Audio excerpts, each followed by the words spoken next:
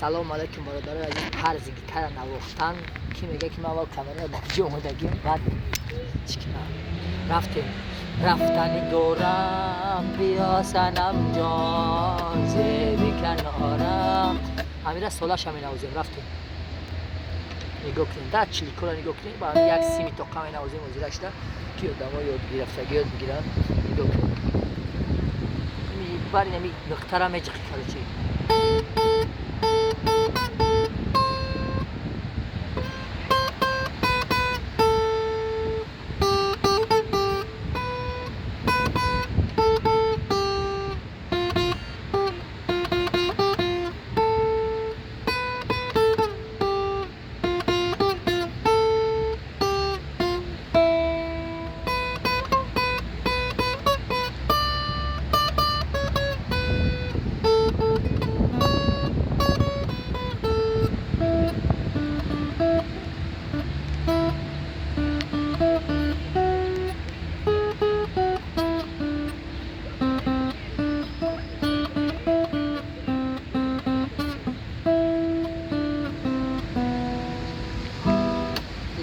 لیلی یک هده لیلی رفته کامera جوش بزی بای بخیرش میگه کو او بشه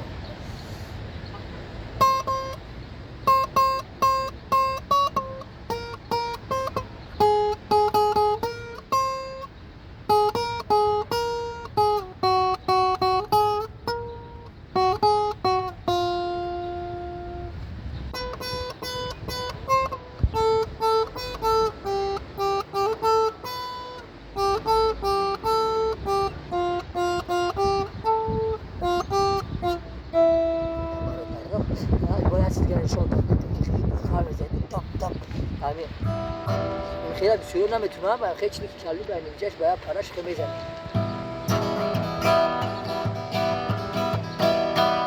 ای خانه برو آمدم دومت کردم لیلی لیلی شب بلزار میریم بلا که اونا شو منو پاش باست کوی اگه لایک کامنت کنین من بود ولی شنی شو بدیم لایک کامنت پاک چسر نکنین همین پراس موترش 800 200 نخریدم و شنا گیتار فرمیتون دارم چه نجبور